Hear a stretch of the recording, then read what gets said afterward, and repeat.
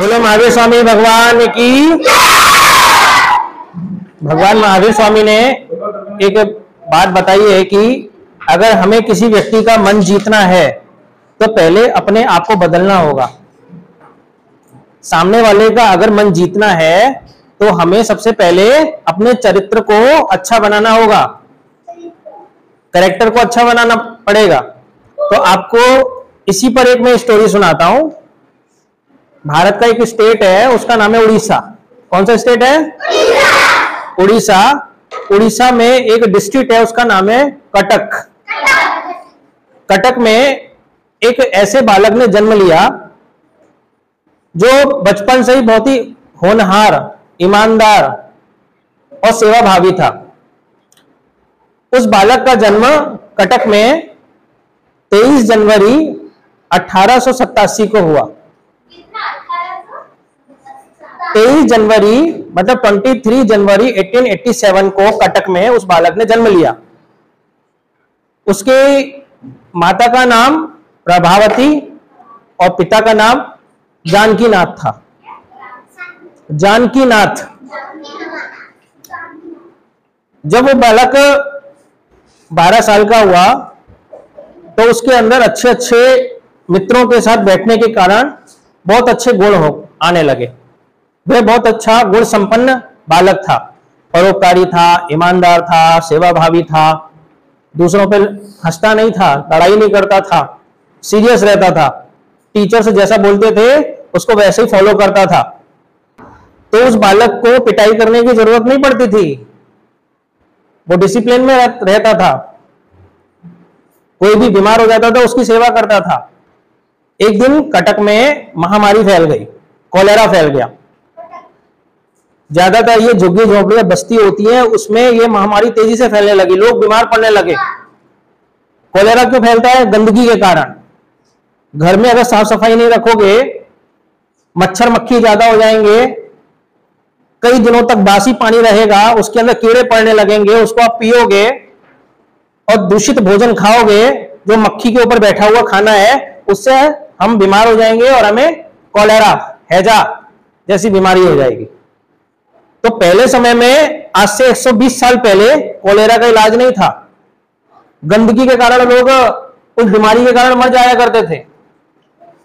तो वो छोटा सा बालक अपने मित्रों के साथ उस झुग्गी झोपड़ियों में गया और वहां जाकर के लोगों को समझाने लगा कि साफ सफाई रखो, दवाइयां बांटने लगा, दूषित भोजन मत करो, जिसके ऊपर मक्खियां बैठी होती हैं वो खाना मत खाओ, मच्छरों से बचो, मक्खियों से बचो, नहीं तो तुम बीमार पड़ जाओगे, और बीमार पड़ जाओगे और दवाई नहीं मिलेगी तो दवाई ना मिलने के कारण तुम मर जाओगे। तो वो खुद अपने हाथों में झाड़ू लेता और जहां गंदगी देखता वो गंदगी साफ करने लगता ताकि कोई बीमार ना पड़े।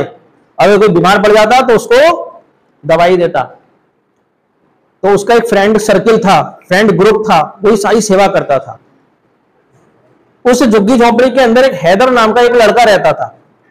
वो उस लड़के को इसकी मंडली अच्छी नहीं लगती थी। वो हैदर नाम का जो लड़का था उसको इसकी मंडली अच्छी नहीं लगती थी। वो कहता था ये क्या ढोंगपना कर रहा है, आगे झाड़ू उठा करके और झाड़ू लगा रहा है, इससे क्या फायदा होगा? क्या कॉलेरा बीमारी चली जाएगी? क्या हैजा चला जाएगा? झाड़ू लगाने से, लोगों को दवाई खिलाने से क्या होगा? अपना टाइम वेस्ट कर रहा है, फालतू का काम है।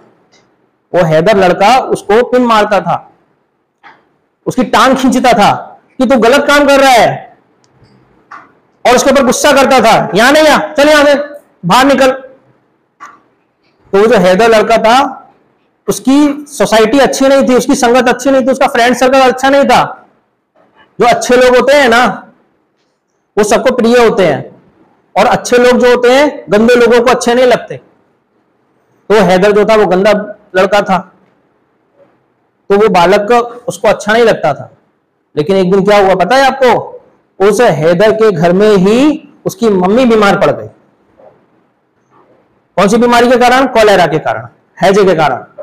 उन्होंने दूषित पानी पी लिया, जिसके ऊपर मक्खी बैठी थी वो मक्खी वाला भोजन खा लिया। तो ध्यान रखना, हम भी मार्केट में ऐसे ही फल फ्रूट्स खाने चाहिए और ऐसे ही मिठाई खानी चाहिए जहां पर शुद्ध तरीके से बनाई जाती हो। जिसके ऊपर मक्खी भिन भिनाती रहती हो, फ्रूट्स को काट के कोई बेचता हो, उसके ऊपर मक्खी बैठती, पहले गोबर पे मक्खी बैठेगी, उसके ऊपर जाकर के उड़ करके वो अपने गोबर की गंदगी मिठाई के ऊपर आकर के छोड़ देगी, और बच्चे क्या करेंगे, 5 रुपए की मिठाई लाएंगे और उसको खा लेंगे, और खा करके पेट गड़बड़ हो गया और बीमारी लग गई। तो उसकी मम्मी को भी बीमारी लग गई थी कॉलेरा की, हैदर की मम्मी को, वो तड़प रही थी, परेशान हो रही थी। तो क्या हुआ,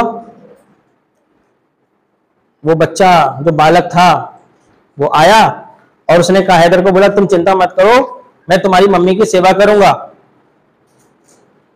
वो मम्मी को दवाई देता, उसके घर में जो गंदगी थी उसको साफ करता, धूल मिट्टी हो गई थी वो धूल मिट्टी को झाड़ता, मक्खियों को भगाने के लिए ये पाउडर का, ठीक है, ब्लीचिंग पाउडर वगैरह का इस्तेमाल करता, ताकि घर में गंदगी नहीं हो, और गंदगी नहीं होगी तो मक्खी मच्छर नहीं आएंगे, मक्खी मच्छर नहीं आएंगे तो बीमारी नहीं आएगी। तो कुछ ही दिनों में जो उसकी मम्मी थी वो ठीक हो गई। तो हैदर बड़ा खुश हो गया कि तुमने निस्वार्थ भाव से मेरी मम्मी की सेवा करी, और मैं तुमको कितनी गालियां देता था, मैं तुमको कितना भला बुरा कहता था, और तुमने मेरी मम्मी की सेवा करी, मुझे माफ कर देना, तुमने आज मेरा दिल जीत लिया।